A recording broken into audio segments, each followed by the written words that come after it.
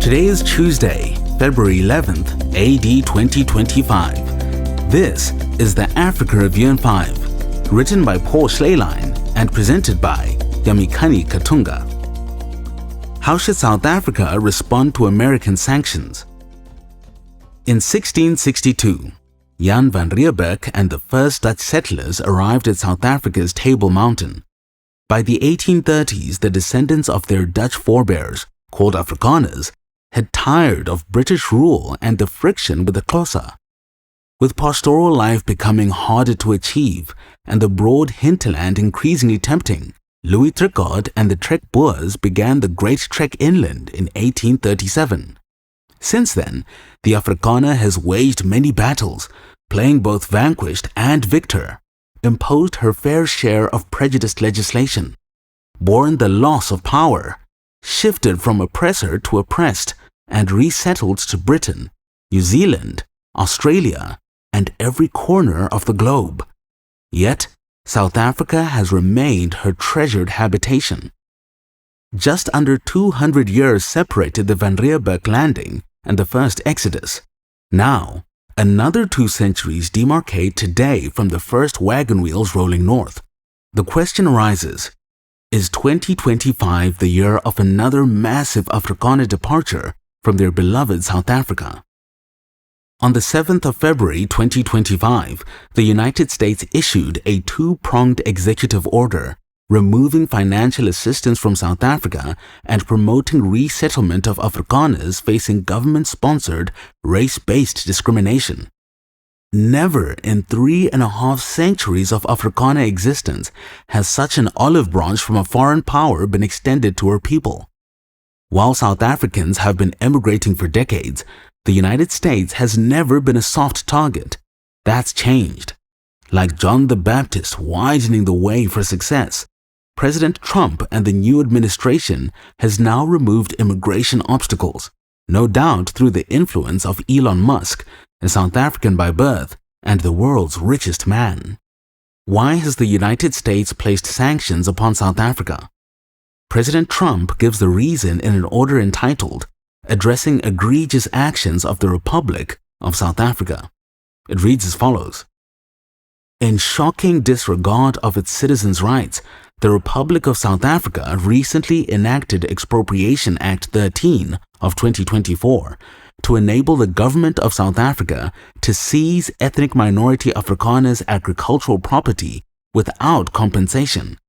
This act follows countless government policies designed to dismantle equal opportunity in employment, education, and business, and hateful rhetoric and government actions fueling disproportionate violence against racially disfavored landowners. In addition, South Africa has taken aggressive positions towards the United States and its allies, including accusing Israel, not Hamas, of genocide in the International Court of Justice, and reinvigorating its relations with Iran to develop commercial, military, and nuclear arrangements. The South African government must take these words seriously. More is at stake than the $300 million they receive yearly for AIDS relief. They risk going the way of Zimbabwe, experiencing brain drain like never before. The South African government could dig in their heels, play the victim, and deny all charges, a method they've already commenced. Or they could reevaluate and mend past wrongs. Should they choose the wiser step, they should consider the following 3 actions made publicly and without ambiguity. First, South Africa should thank America for the generosity instead of complaining that the tap was turned off. Isaiah 1 verse 3 says, ingratitude sinks humans even lower than animals. Why are tens of thousands of Americans working hundreds of thousands of hours to send hundreds of millions of dollars to strangers across the globe in order to relieve the suffering of their own making? Instead of belittling such a gift, President Ramaphosa called the money insignificant. South Africa should express appreciation and even embarrassment that a BRICS nation is receiving funding in the first place. Second, South Africa should institute laws that make it easy for businesses to flourish, including Afrikaner farms. Presently, mountains of red tape and excessive taxes for the wealthy make businesses want to leave the country. If South Africa were more free, their wealth would be greater because Musk's PayPal, Tesla, and X, formerly known as Twitter, would be South African companies. South Africa was dealt a royal flush and they folded. It's like they kicked out the prettiest girl at the dance, only to watch her become prom queen at the school across town. Indeed, the apartheid government mistreated blacks in substantial ways, but these wrongs were rectified, in part, by handing the post-apartheid government the keys to a brand new Ferrari, a fully functioning nation with cash and gold in reserve. President Trump wants Afrikaners in the United States because he knows they're intelligent, hardworking, and law-abiding citizens. This should cause South Africa to reverse its present position.